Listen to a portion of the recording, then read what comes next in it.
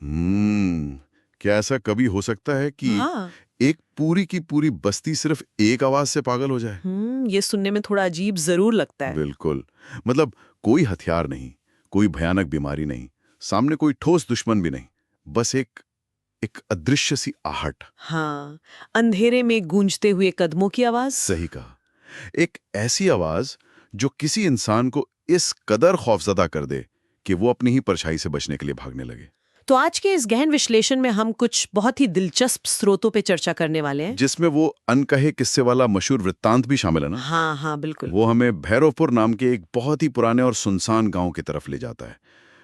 इस गांव के बाहरी हिस्से में एक पुरानी बिल्कुल खंडर हो चुकी हवेली है। एक ऐसी जगह जिसके पास से गुजरने में भी लोगों की रूह कांपती है। एकदम।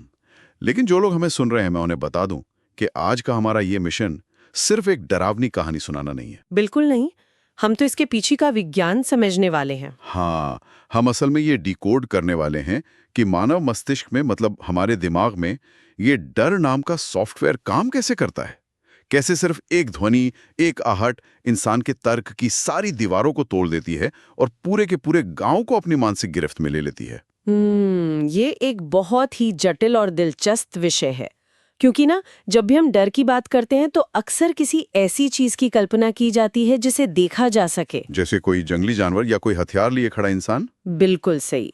अगर हम विकासवादी दृष्टिकोण से देखें, मतलब एवोल्यूशन के हिसाब से, तो मानव मस्तिष्क उन खतरों से निपटने के लिए बहुत अच्छी तरह से प्रोग्राम किया गया है जिन्हें वो देख सकता है। हाँ, वो फाइट और फ्लाइट वाला जो रिस्पॉन्स होता है। हाँ वही, देखने पर दिमाग तुरंत फैसला करता है कि लड़ना है या भागना है। लेकिन जब खतरा अदृश्य हो, जब वो सिर्फ एक अनजान आवाज हो, तो ये जो नियंत्रण है ना, ये छिन जाता है। मतलब दिमाग कंफ्यूज हो जाता है। एकदम। मनोविज्ञान में इसे फियर ऑफ द अननोन यानी अज्ञात का डर कहते हैं।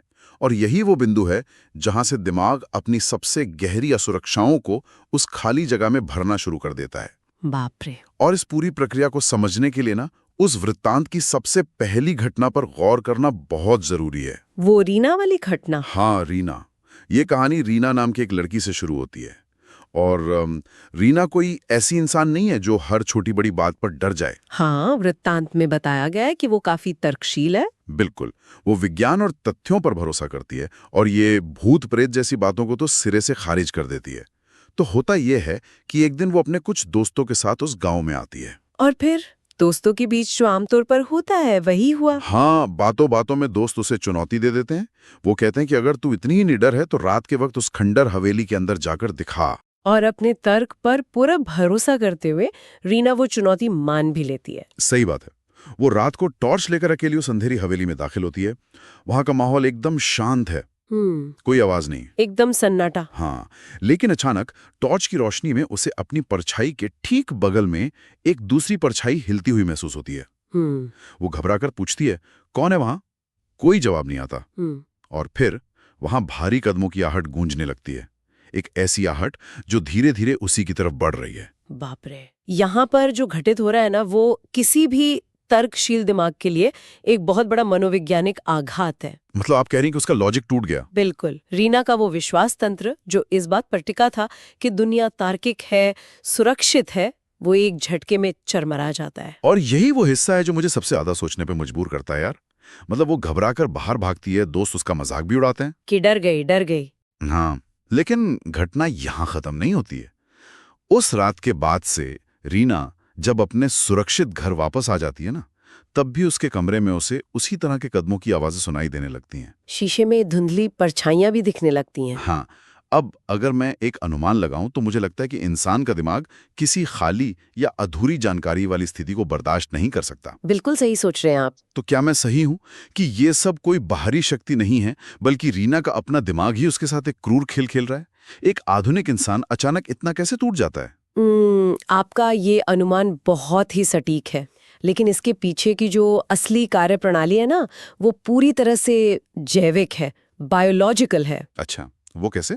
देखिए, जब रीना के दोस्तों ने उसे वो चुनौती दी तो उन्होंने अनजाने में उसके दिमाग के उस हिस्से को सक्रिय कर दिया जिसे हम एमिगडाला कहते हैं। एमिगडाला? हाँ, ये हमारी दिमाग का अलार्म सिस्टम है।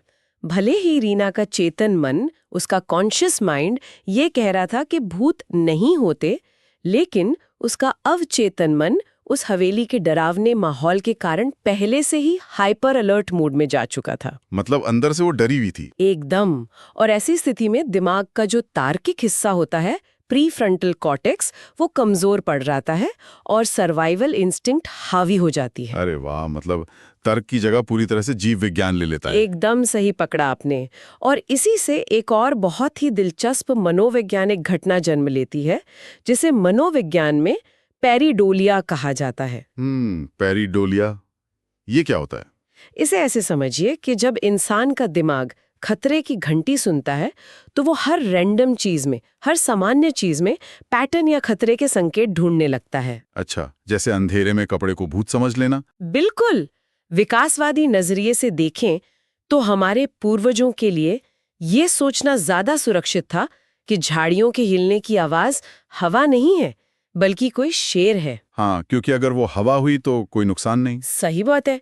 लेकिन अगर वो सच में शेर हुआ और दिमाग ने उसे नजरअंदाज कर दिया, तो जान जा सकती है ना। बाप रे, ये तो बिल्कुल वैसा ही है जैसे हमारा दिमाग एक ओवर सेंसिटिव स्मोक अलार्म बन जाता है। बहुत बढ़िया उदाहरण है ये, जो असली आग और सिर्फ खाना पकाने के धुएं के बीच का फर्क ही भूल जाता है। बेहतरीन एनालॉजी। और रीना के मामले में बिल्कुल यही हुआ है। उसका वो स्मोक अलार्म अब बंद नहीं हो रहा है। वो हवेली से बाहर तो आ गई है। हाँ, लेकिन उसका दिमाग अभी भी उसी खतरे वाले मोड में अटका हुआ है। इसीलिए घर के फर्नीचर की सामान्य चरमराहट भी उसे उन भारी कदमों की आहट लगने लगती है। और शीशे पर पड़ी कोई धूल या कपड़ों की परछाई उसे कोई इंसानी आकृति नजर आने